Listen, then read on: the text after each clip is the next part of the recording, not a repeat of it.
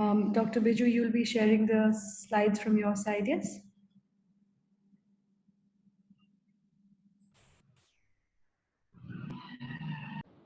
Hello, can you hear me? Yes, we can. Yeah. Okay, so you'll be ready to share in a couple of minutes? I'm ready to go. All right, great. One moment.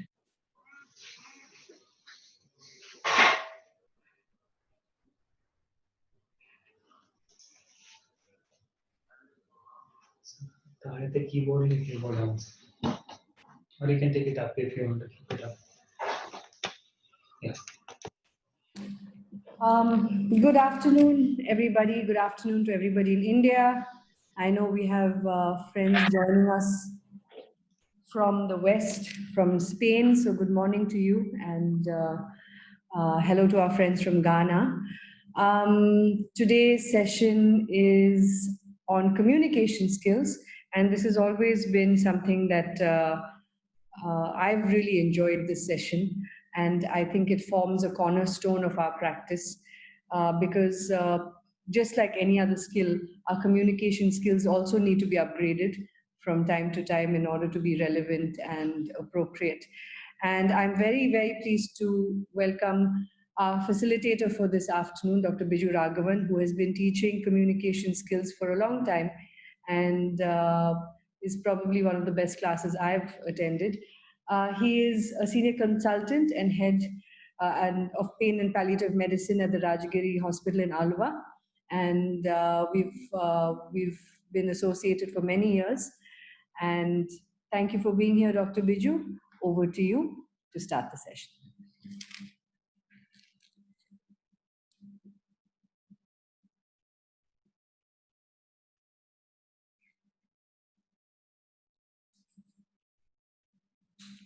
Dr. Biju, we need to, I think you're muted.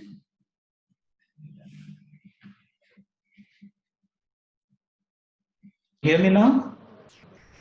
Yes. All right. Thank you, Smriti, for the kind introduction, and welcome everybody for this flipped class session. So since we are working at a very tight time schedule, so we'll start without much ado.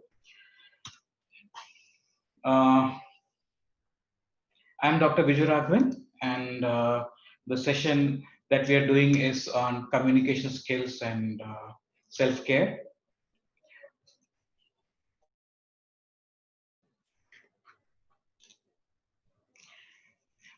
This format is a flipped classroom format.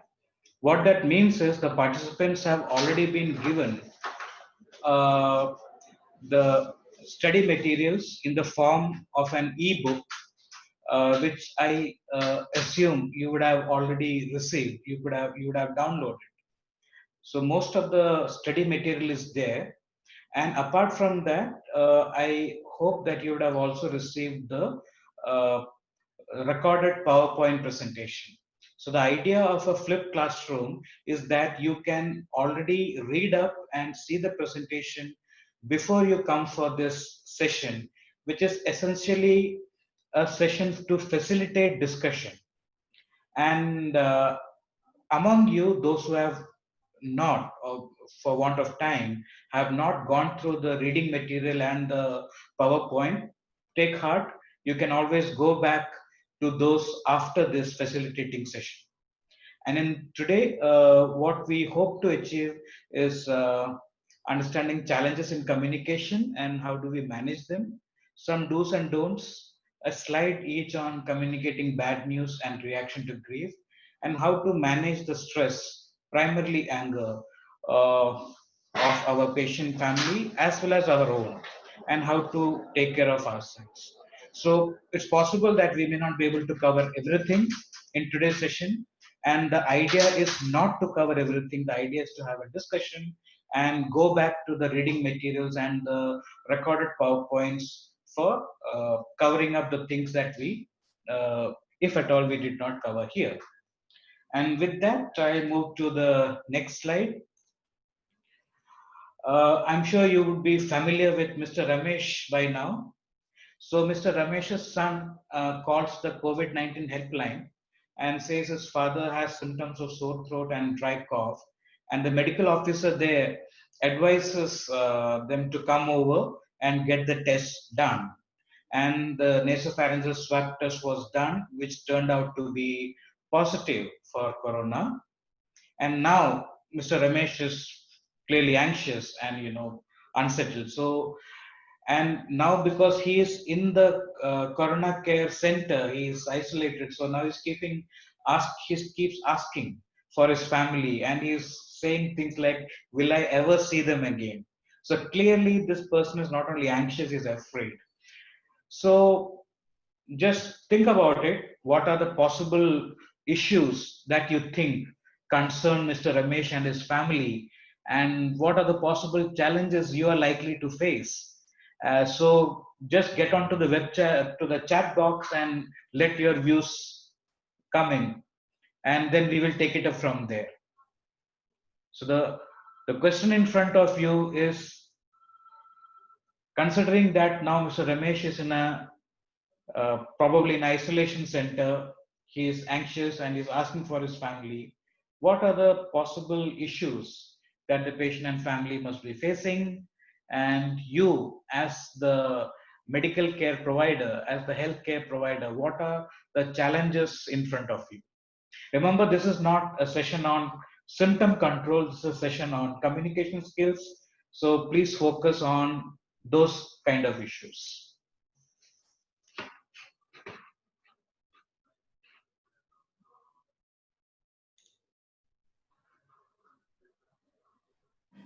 So there's a fear of uncertainty, whether he'll recover, if the symptoms are getting worse. There are quite a few responses coming in now. Yes.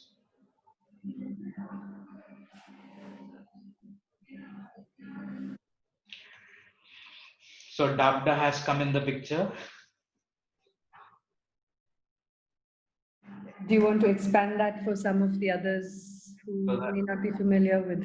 anxiety is there, fear, losing control, losing contact, stress, fear, anxiety. Since we will be talking about it, shall we come into it at a later phase? Sure, we can do that. So a lot of the possible issues that you are coming up with is fear, worry, anxiety, insecurity, a lot of negative emotions that naturally will surface when a patient is kept in isolation. The patient and family will have a lot of these negative emotions.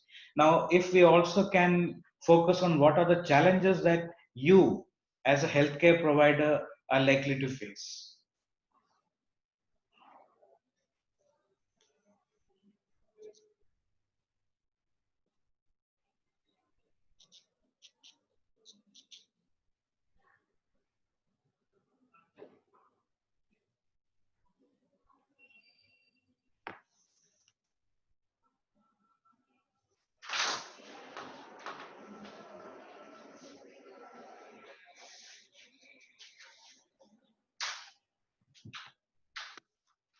So decision making is one thing. How to balance honesty and hope, how to deal with the fear of the family and coping with the patient's emotions, how to communicate to the family, explaining the health status and prognosis.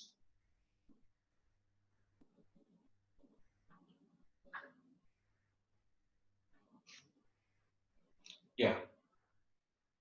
So, yeah, I guess that is quite a good number of responses covering fairly a lot of areas that we hope to cover today. So, moving forward with these at many levels. For one, we are now relying on technology, including our this webinar, fifth classroom session.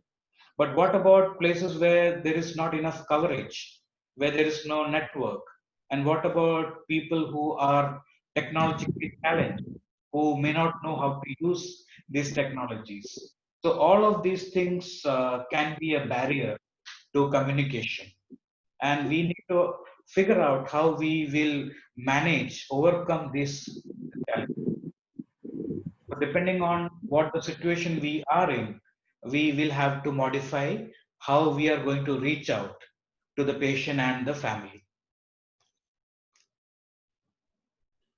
If you have any comments on this, please let them come in. My co-facilitator Smriti will keep track of it, and we will discuss it on the go. And so some of those challenges that our patients may be facing would be fear and anxiety, which most of you have brought up. The fear and anxiety will also lead to anger, because when you are afraid, you may lash out in anger, and along with it you can expect sadness. And what about those with comorbidities? Sometimes people with stroke may not be able to express themselves.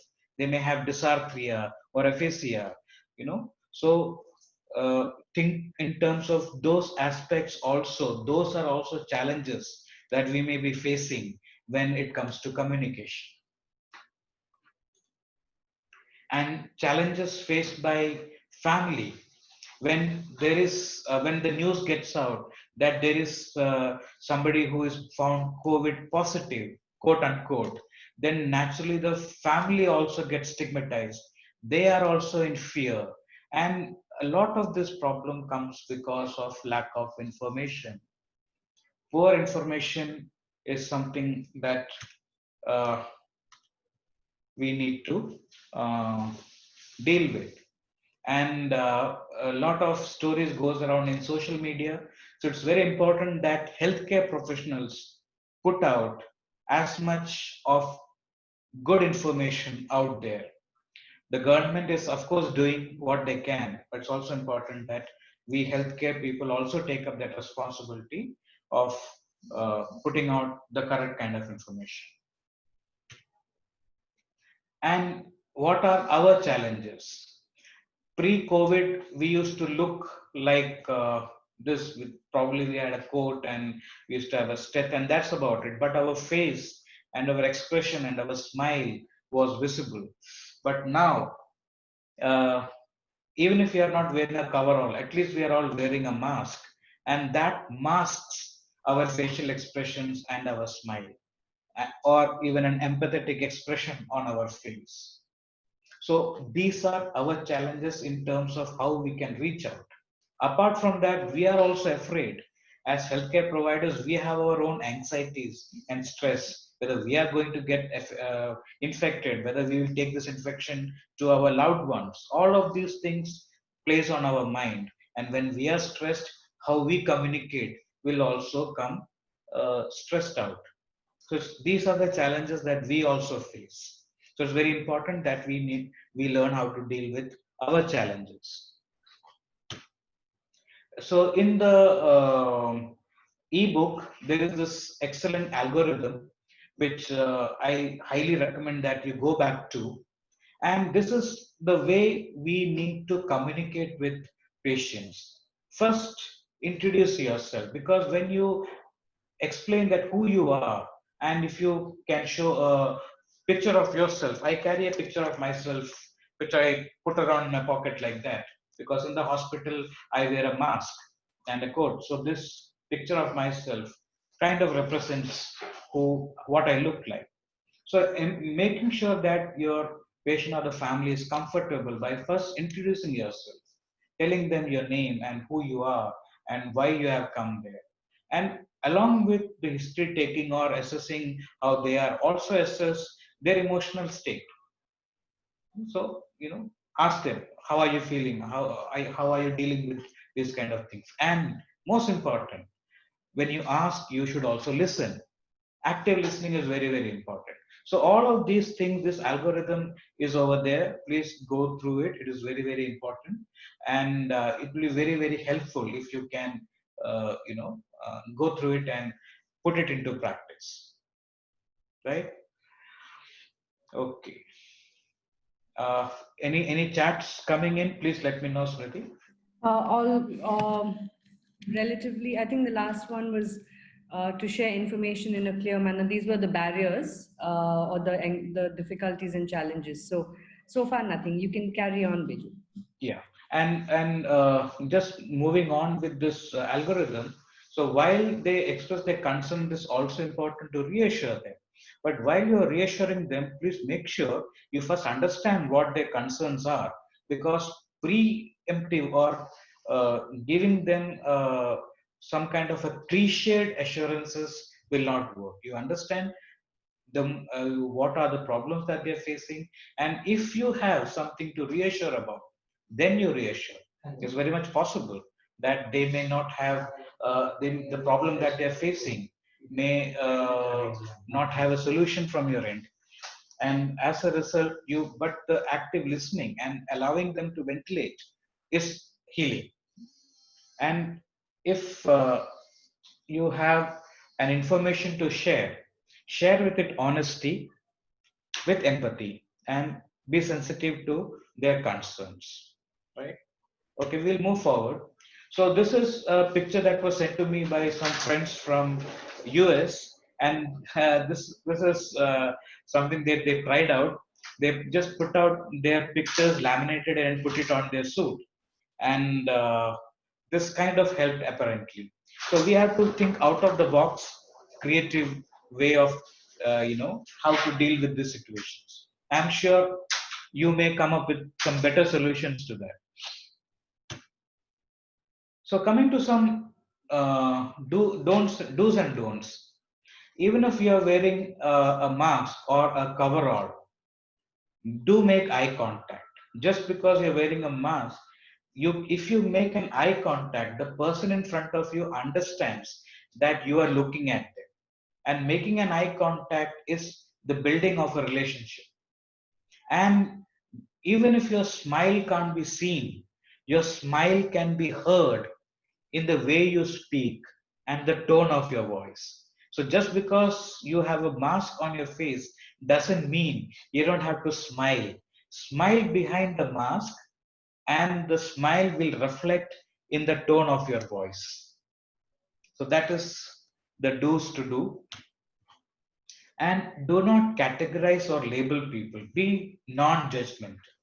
Accept people as they are and respect people for who they are, because it is very easy that we start saying, oh, that's a COVID patient, and the way we say that kind of puts a stamp on people's forehead, and that is never good, because when we ourselves start putting stamps on people, there is a real danger of we getting prejudiced inside us. And when we become prejudiced even without us knowing it, it will reflect on our behavior and the way we communicate. So please refrain from using words which are judgmental in nature, because words have power. They convey a message, and that has an emotion, and that leads to a kind of behavior. So a non-judgmental positive usage of word will lead to end result a good behavior, and the opposite the other way around. And when people come with problem, now this because of this there's so much of fear. When people come up with their problems, you as a healthcare provider who is well versed with the problems, for you that problem may seem like a small problem, but for the person who brings it to you, for that person the problem is the biggest problem in the world. So do not minimize their problem, because then they will feel disheartened. They'll feel that you don't care. So acknowledge their problem. Tell them that anybody in your position would perhaps feel the same. And equally important, never compare one person's problem with another person's problem. Because as I said earlier, for each person, their problem is the biggest problem. And when you compare, look, your problem is nothing. Look at the problem of the other person and see how they are smiling. So you are telling the person who brought the problem that you are, unnecessarily making a fuss. Look at the other people. Please don't compare people. People come from different backgrounds and different problems. So each person should be taken at face value, right? Okay. Now, another important thing, and a very important thing, is do not assume. When a person comes and says, I'm so scared, if we assume that this person is scared because of the corona infection, and we go around giving big statistics about how majority people don't have any problem, etc., etc., etc., the person may listen.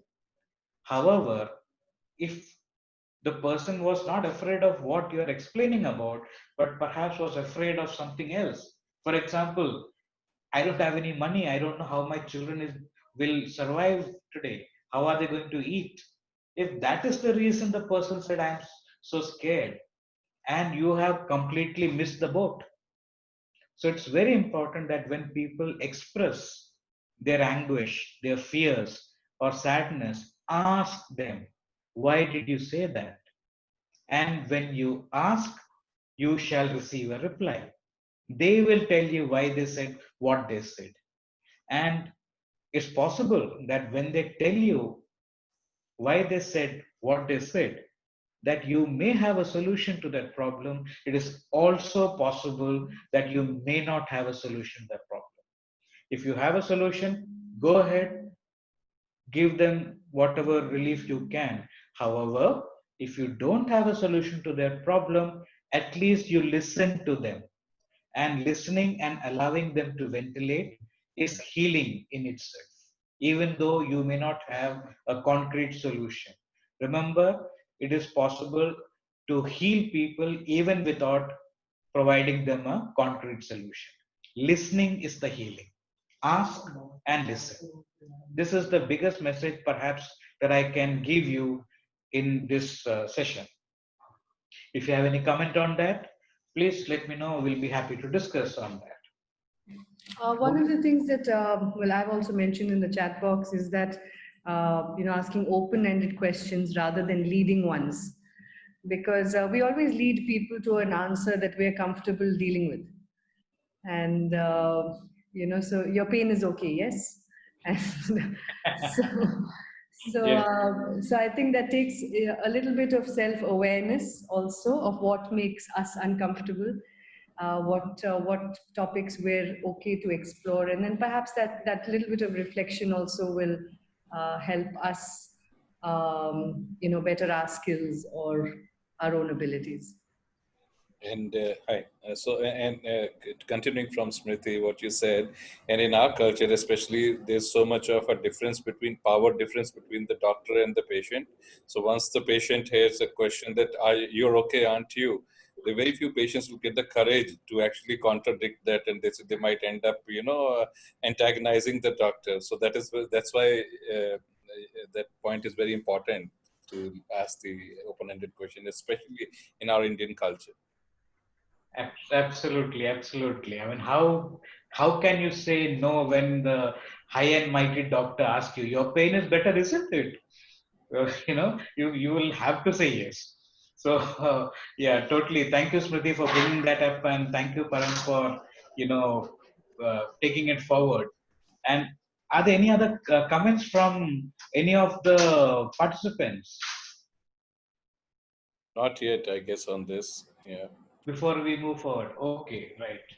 So, all right. So we'll move forward. There is one from Mr. Pranav who has said we should try and validate emotional aspect of Mhm. what the person is saying and understanding. And I think that's a very important point as well because, like you said, rather than comparing it to somebody else's story or rather than saying, there's people out there who have it so much worse or saying, this will be okay. Validate seeing a person's story as valid or their concern as valid is very important, no matter how big or small it might be in the larger scheme of things.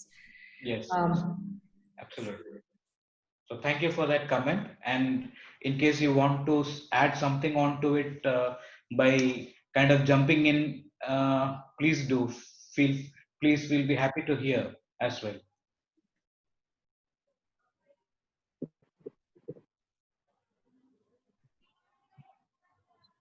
Nope. Okay. Right. So moving forward, now no matter what this corona infection instilling the fear of God in us, there is no substitute to a human touch. So I would urge you that, of course, we are all scared of getting infected, and whether you're wearing coveralls or just a mask, if you're wearing gloves or otherwise, I urge you not to forget the human touch, because there is nothing more that can be communicated by just a human touch. It is one of the most powerful therapeutic tools that we have ever. And please feel free to sanitize your hand immediately after touching a person. But please don't forget to touch your patients and families. In the initial days when we were just got into lockdown and I still used to go for home care, I was so scared. I must admit, in the beginning days, I consciously stopped touching the patients and families. I stopped giving a handshake. But over a period of time, I have realized that it is very important to re-establish a human connect.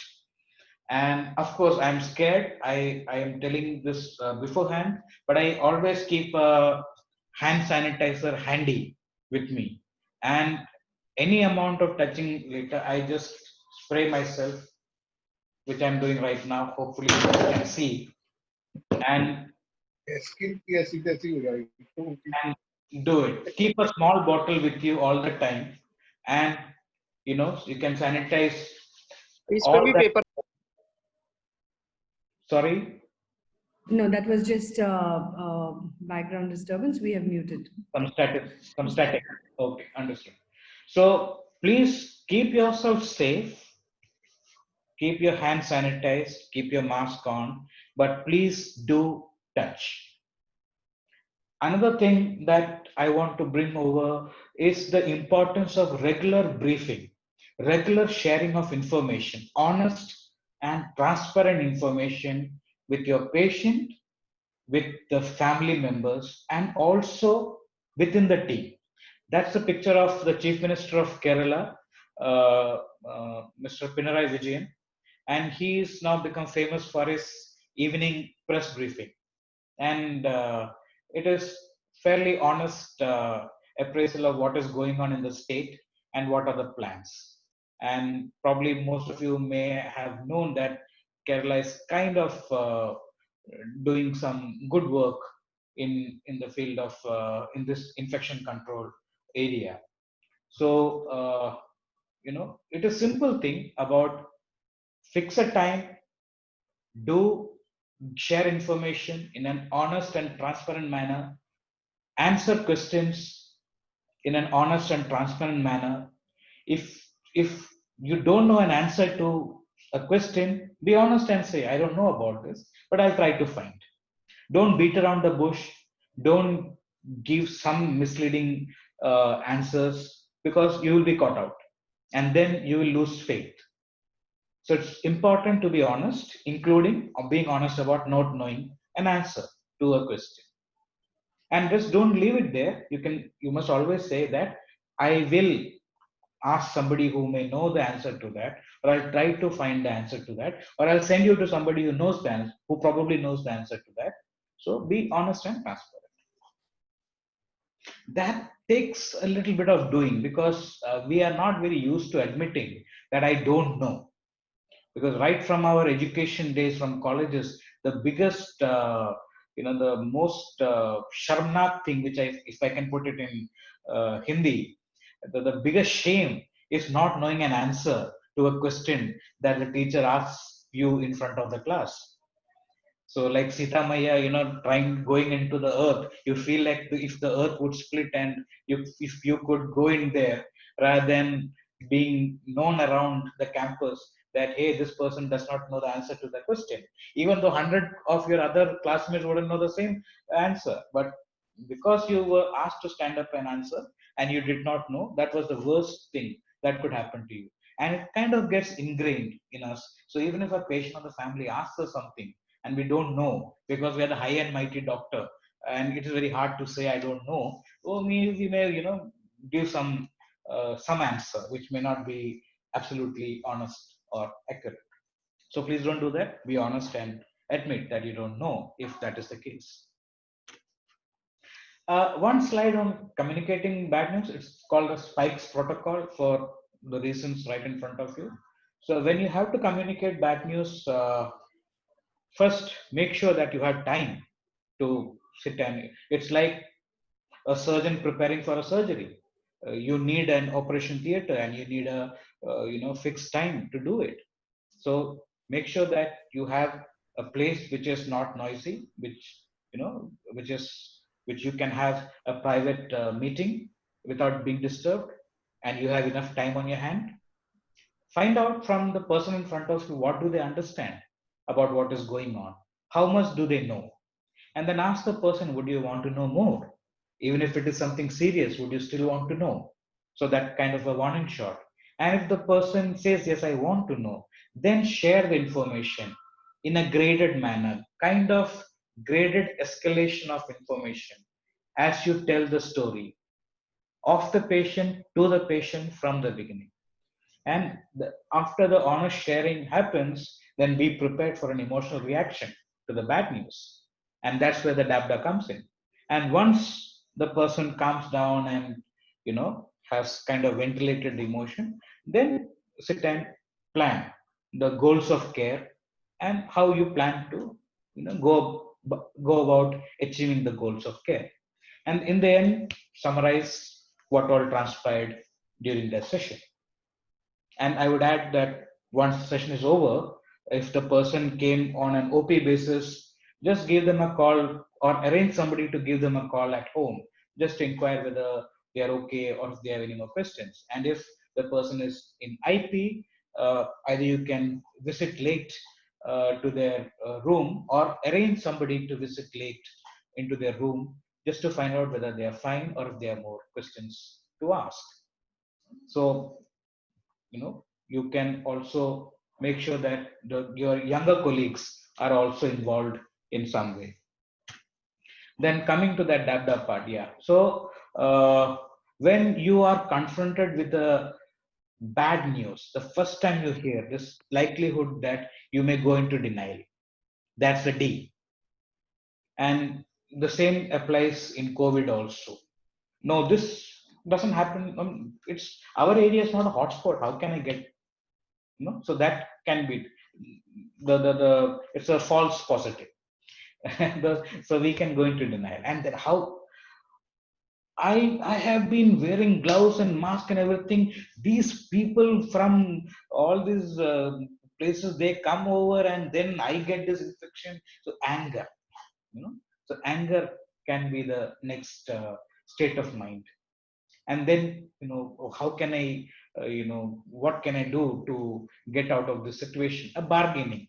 What if I tell that I will pursue this quarantine at home? I don't want to stay in the hospital. I just have only a little bit of fever, I only have a little bit of cough, they're telling me to get admitted, but I don't want to get. I'll just tell them, please, I will manage at home. A bit of a bargaining. And then, oh god, my life is ruined. I'm going to be thrown out of my job. How will I survive? So going into depression. And at the end stage, okay, this has happened to me and I'll get out of it, and I just have to follow the advice given to me by the doctors, and then I'll be fine and I'll get back. So a stage of acceptance, and this is what the dabda, and this is what Dr. Elizabeth Kubler-Ross came up with, because she's the forefront of thanatology, and she came up with this 5 stages of grief. And this was for oncology cancer patients, but now we are putting it for corona. And please remember, this is important for you to understand the state of mind of the person sitting in front of you. Because if you are talking to somebody thinking that this person has come to stage of acceptance, when in reality that person is in the stage of bargaining. When you communicate with this person, if because you have not understood the state of mind, it's possible that it may be a very, very frustrating communication because this person just doesn't get it. And it is not the person's fault, it is just the state of his mind. So please remember, there are states of mind, which is this dabda thing: denial, anger, bargaining, depression, acceptance, and try to figure out, what is the state of mind of the person in front of you. That way, you'll be able to modify your communication, understanding what this person is going through. You'll feel more empathy for this person. And remember, this person may not go into the stages in this chronological order. They may go from denial to acceptance to anger to depression to bargaining, back into denial to acceptance. Any order is possible, right? So it's very important to understand that there are these kind of stages, and if possible, figure out what is the state of mind of the person sitting in front of you. If you have any questions on this, we'll be happy to chat. If not, we'll move forward. So coming back to Mr. Ramesh. So now he is unfortunately stuck in the COVID center all alone, and he's not happy about it. He is quite agitated. The nurses are having a tough time taking care of him, and the nurse reports to you that he is always angry. He's always irritated. He doesn't listen to what we are saying. So so the question in front of you is, you are the person who is in charge, and so how are you going to deal with it? And probably you're also scared. You don't want to go in there if possible. So how are you going to deal with your anxiety and Charu has mentioned that ask what he understands and what he wants to know. Okay. The thing, this part is that now he's getting very irritated. Okay, you're saying in that part, right? In that context, yeah. In that Okay. context. Right. Tanvi says, listen to Mr. Ramesh and what his concerns are. Mm-hmm. Would any of these people would want to unmute themselves and put it in words, if possible? It is possible. If anybody would like to share verbally, please do. You can unmute yourself and perhaps attempt to articulate that. How would you articulate or elicit Ramesh's concerns from him? Maybe instead of Yeah. more than one person unmuting and everybody speaking, and Yeah, that they can raise their hands. you could just raise your hand either actually or within the Or using the raise hand option, yeah. which is available to everybody. Yeah. I think Mr. Pranab would like to say something, followed by Mr. Yeah. Shankar. We'll come to Mr. Shankar after Mr. Pranab. Yeah. Am I audible? Yes, you are. Yeah. Actually, when Mr. Ramesh's stress is there, anger, so we, the healthcare providers or professionals, should come in contact with him and want to know the reason of his anger. We know the reason of anger because of isolation in quarantine, fear, anxiety, but we should counsel him in a positive way. I think so. He will understand. The counseling not in once; it will continue. Dr. Biju, do you want to respond to that? And then we'll come to Mr. Shankar. Yeah, so that is exactly what we hope to discuss. How are we going to counsel? How are we how are we actually going to do it?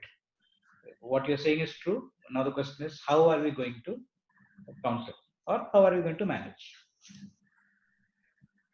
So what we're inviting is for participants to probably put that into words, into how you would, what you would say to him, rather than describe the process. Mr. Shankar, would you like to have a go? Yes. Uh, Let him continue. yeah, yeah. Hello, am I audible? Yeah, Yes, you are. yeah. Anger is an energy. Since he is stable, it is his energy which has actually been expressing it. So the whole idea is there we have to just listen and try and see, rather than at that spot giving them some solutions, we can tell in some time we will get back to you. I think giving sufficient time for the reflection, most of the time the anger disappears if it is not deep seated. Excellent. Thank you so much. That was very helpful. Anybody else? Or Smriti, would you like to just read out what's coming in the chat? Yeah, so there have been some interesting takes. Well, in between, we did talk a little bit about children as well, but we'll come back to that later. Listen to Mr. Ramesh and his concern, understand his state of mind and communicate empathy. Sit near him with eye contact silently. Acknowledge his emotion and label the emotion. I would go with the term name the emotion rather than label the emotion. Assure him that you are able to relate to his emotions given the difficult situation, then explore his concerns. So that's what's use the spikes protocol, says Vinny. Mm-hmm.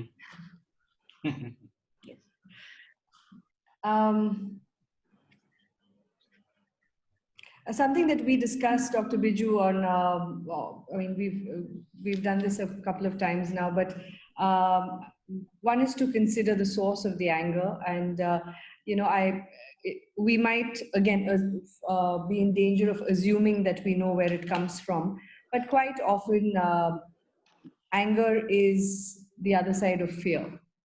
And Yes. when somebody feels extremely afraid, sometimes it is also manifested as anger.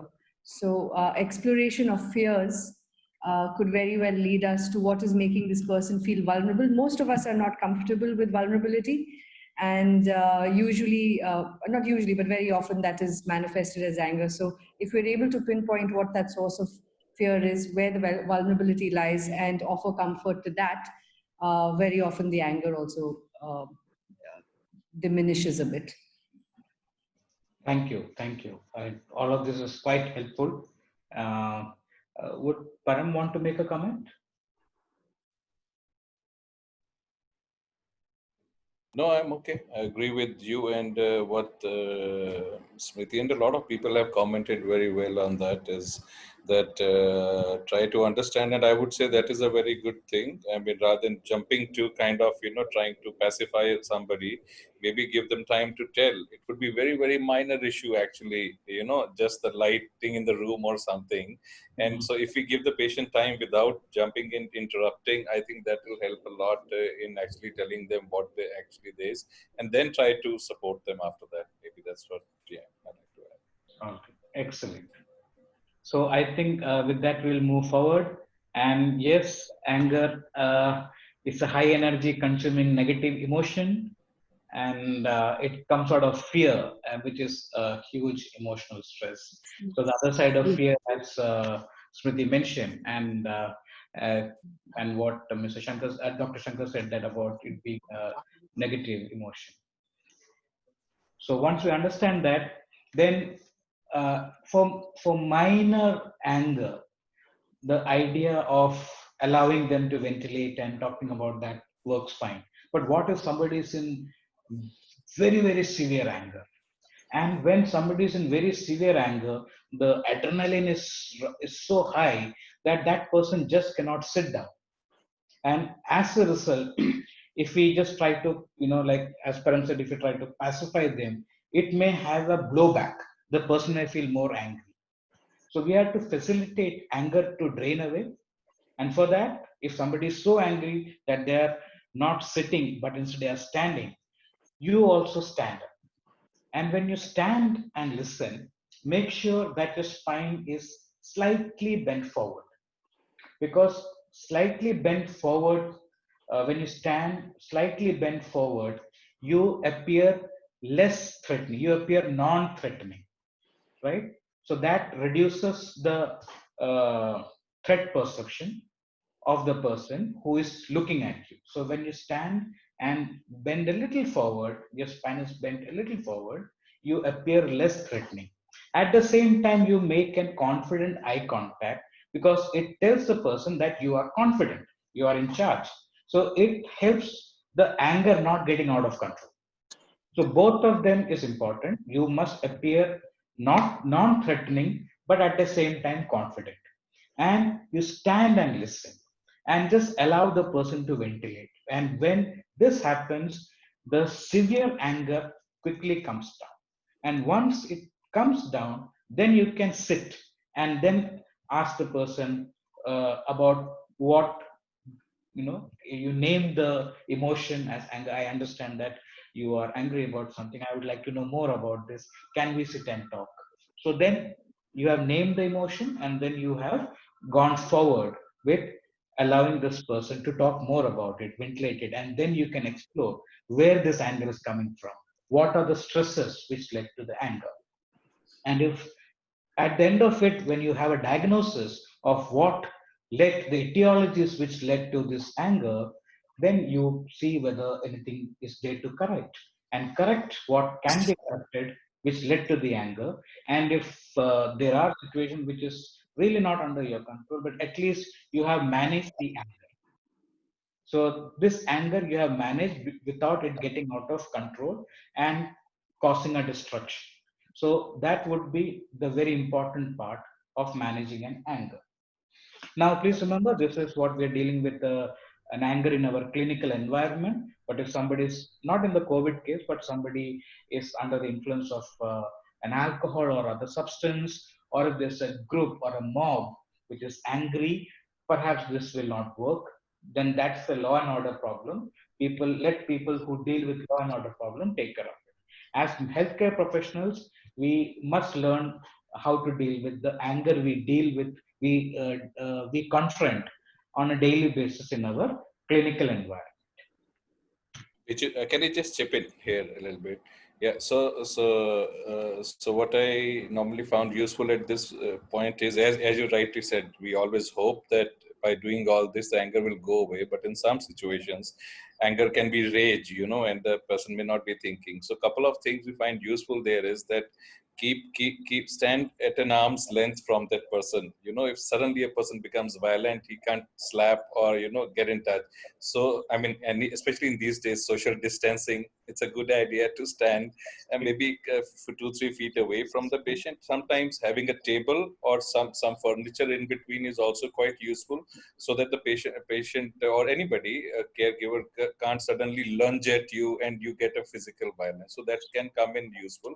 And of course, as you said, if it gets beyond use, it's good to have the security or somebody stand by. Thank you. Thank you, Param, for the fine tuning. That was very good. Yes. All right. So that is some static going on. So moving forward, we also need to deal with our own anger. And thing is that many times that we are angry ourselves. Is that somebody trying to put in a point, or is it a static outside? No, that was just somebody's mic was unmuted. We've muted it. Please Okay. carry on. Yeah. So in our clinical environment, please work as buddies. Have a buddy who will work as a spotter for you. The person's responsibility is to find out if your voice is raising, if you're being sarcastic beyond a point, or if you are becoming visibly angry. So before your anger blows out and you then end up doing or saying something which you would regret, this friend of yours, this spotter, should tap you and let you know that, hey, this what you're doing, probably you're getting angry. So this will give you a chance to reflect inwards and figure out whether you are getting stressed, whether you are getting anxious, whether you're afraid, or what is it, why you are behaving the way you are, progressing towards an angry situation for yourself. So it will help you check yourself and figure out why you are getting angry. And that is the only way to stop you from actually having a blowout. Because if you have a blowout, it is not good for anybody, not good for you, not good for patient, family, or anybody around you. So it's very important that we help each other out by tapping into the cues that we give out in terms of our words or the volume, or or the sarcasm or our facial expression, and help each other out and letting us know that we are perhaps getting angry, and that will help us calm down. And along with it, we must also make sure that we care for ourselves. Self care is very important. Even in the best of circumstances, healthcare is a high stress area. We all know that. And in times of uncertain diseases like this corona thing, we don't know how it behaves. We don't know what it will do to us. We don't know how, whether we'll get infected or not, what will happen to us if we get infected. During this uncertain times, the stress is much higher. So, one last slide on practicing self care. Have a routine. Whether you're working or if you're in quarantine, have a routine. Get up in the morning, brush your teeth, and one step after another. And if you have no place to go, still have a bath, wear some fresh clothes, and and create some routine for yourself. Because routine kind of helps us navigate through the day. Take care of your body, do some kind of exercise, sweat a little bit, and also exercise your mind. Meditate. Doesn't matter what kind of meditation you want to do. Do something which will exercise your mind, which will calm your mind. Also, have some happiness by indulging in some hobbies. Just don't have a life which starts with work and ends at home, and then work, home. Have something different. Smell a flower, sing a song, take some colors and paint something. Do something. you know Create happiness by doing something different. And most important, stay connected. Stay connected. Doesn't matter who you get connected to. You can get connected to your pet. The pet may be a parrot, a dog, or a cat. Or you can stay connected to your children, or your other family members, or your friends or relatives, or stay connected to divinity, whatever divinity you believe in. Anything, but stay connected. And that is where I'm going to end now. I guess we have about another 5 minutes for discussion, and I'll be happy if Smriti and Param would take it forward. Thank you. Thank you. Thank you, Dr. Biju, as always, for a very informative and you touched upon some very, very interesting and relevant points. I just want to steer the conversation back to one point raised by, I think, Meenakshi, which I thought was quite important for perhaps the larger group to also discuss, is that how do we communicate with children at a time like this? So if you, Param, Charu, anybody has any inputs on that, that would be very helpful to the larger group, please.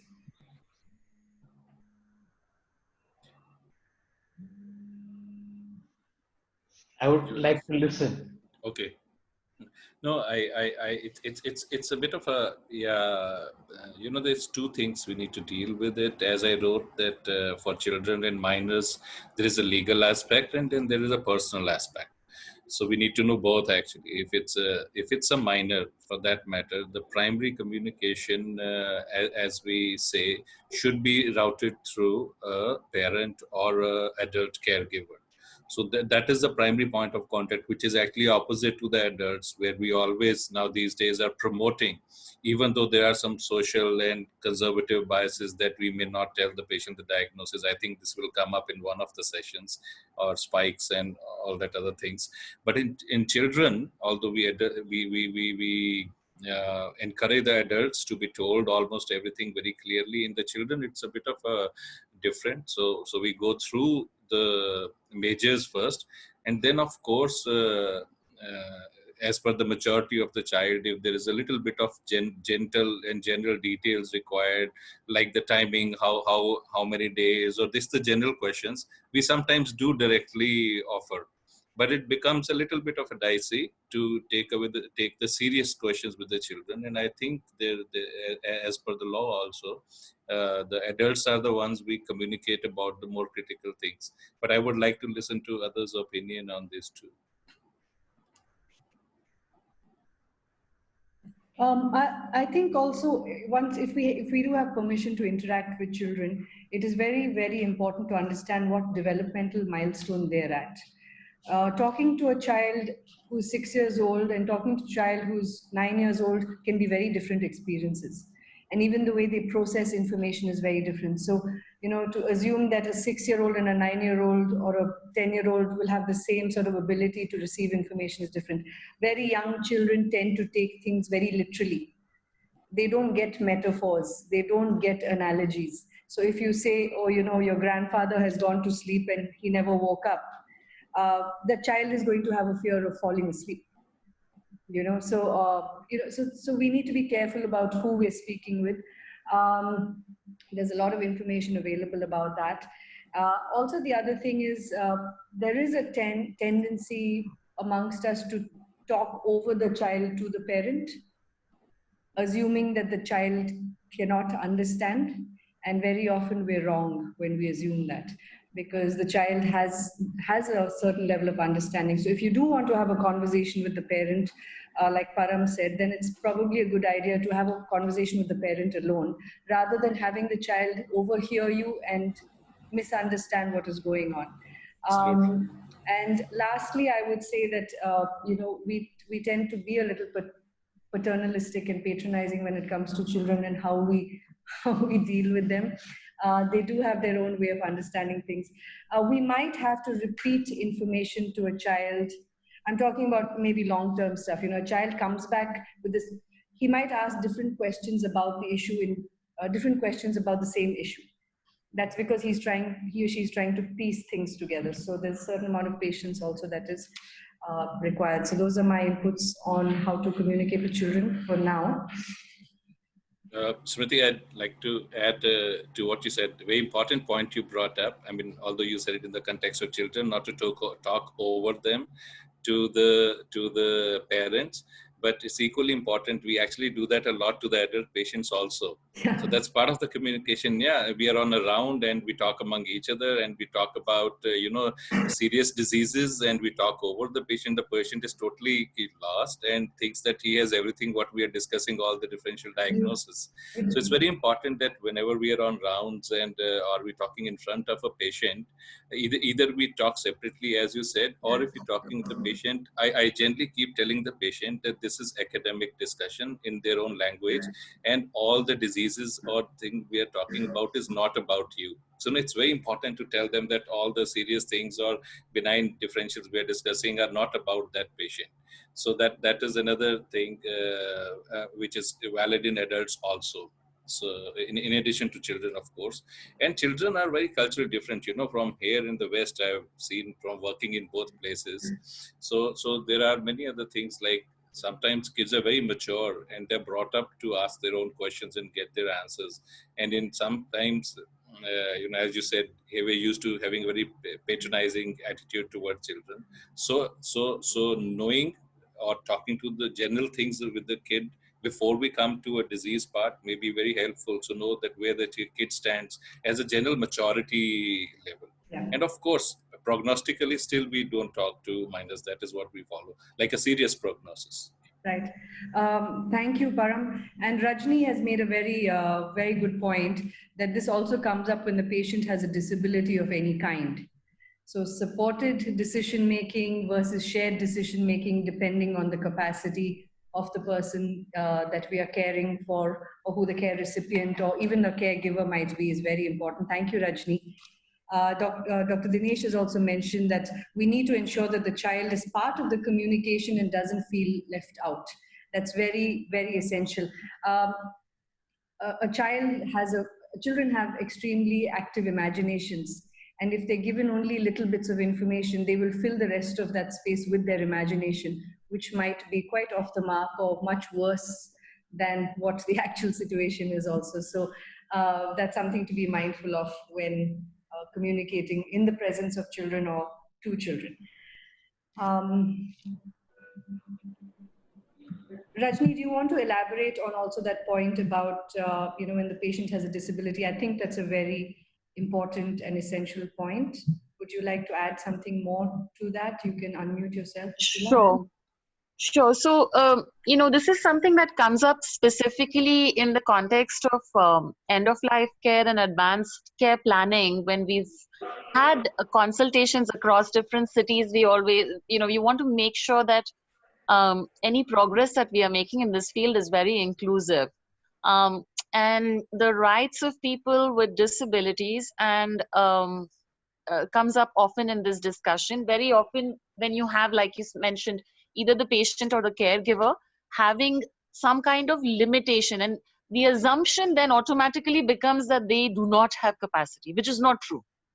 Sometimes you may have some kind of learning disability or mental retardation or whatever it might be, but it does not mean you do not have capacity. Your capacity may be that of an 8th grader as opposed to a high school or a university person. However, that person can still understand and express preferences, whether they be patient or caregiver. So very often when we use the term shared decision making, we are not allowing that person to achieve that maximum level of understanding. We're just keeping them where they are. However, if a little bit more effort is put in from the healthcare provider's side, even someone with a mental disability or a learning disability can make all these complex decisions. It just requires more inputs from our side, more understanding from our side. This has been brought up a couple of times by disability rights people, that we need to make that effort as doctors to provide the extra information for supported decision making. Wonderful. And I know we're running out of time. So I think this is the kind of conversation that can really go on, and we have so much more to build on and add to it. I just want to call on closing comments, but before that, something that Dr. Dinesh Kumar has shared, which is something for us to think about really, is that we need to be aware about shared autonomy that exists in our society rather than individualistic autonomy that we come across in Western literature. And that is something for us to think about. That's a very, very pertinent point. Thank you, Dr. Dinesh, for pointing that out. And I think a little bit of what Rajni was also talking about touches upon that. So I will now invite closing comments from everybody. We do have a Google form that was sent as part of the invitation email today. That is for the webinars to be scored. We also have a feedback form for today, which I would request all of you to fill in before you go. But any closing comments? And we will then close the session for today. So, Dr. Biju and Param? Param, would you like to go Yeah. first? Yeah. You carry on. I have said a lot of stuff. Do you have anything to say? Then, no, I just wanted to make that because it's a long discussion. The last comment by Dr. Dinesh and what Smriti talked about shared autonomy and individualistic autonomy. I just want to make a small comment here that yes, but there's a very general perception among us that our autonomy is like a big family. Everybody decides together, and we are so many people. Whereas in Western cultures, the individualistic decision making is there, which is very well accepted. But slowly we are moving towards individualistic norms, and people are having small nuclear families coming from a pure the accurate, or you say the correct way to go about. Currently our thought process is that even in our culture, at least we take a patient's permission. Although it's a big family and people may want to chip in and they want to not tell the diagnosis, but even in our culture now, we are trying to promote the feeling that the patient is supreme. So even if a decision making has to go through a shared family or something, we try to take a permission of the patient first. So, I mean, I know it's a bit of a balance to be made, but this is where we are kind of going right now. Biju, you want to say something? Yeah, thank you for the great inputs. And my decision to shut my mouth and listen really paid off, because so many ideas and information came out. The only thing that I may add to the when it comes to children is that we all love children, but we may not respect them. So when we are with children and if you want to approach them, please ask their permission. May I sit here? And also just be aware of your body language when we're talking to children who are, smaller than you. Then the tendency to bend at the waist is there. Please don't do it, please, because that is looking down on them. So go down on your knees, have an eye to eye contact, sit down, eye to eye contact, just like you would do for adults. So that's the only message that I want to add. Respect children in when you communicate. Apart from that, this has been a great session today. Flipped classroom in the real sense, not one teacher, but a group of teachers, and everybody teaching each other and everybody learning from each other. It's been a great experience. I loved it. I hope everybody else loved it too. And have a great day, Thanks, all of Biju. you. It was great. Thanks, Biju and Smriti, everybody.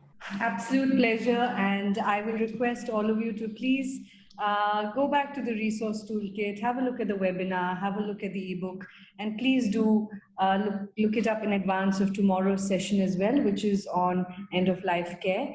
And we will have facilitators and co-facilitators for that as well. So thank you and have a good evening.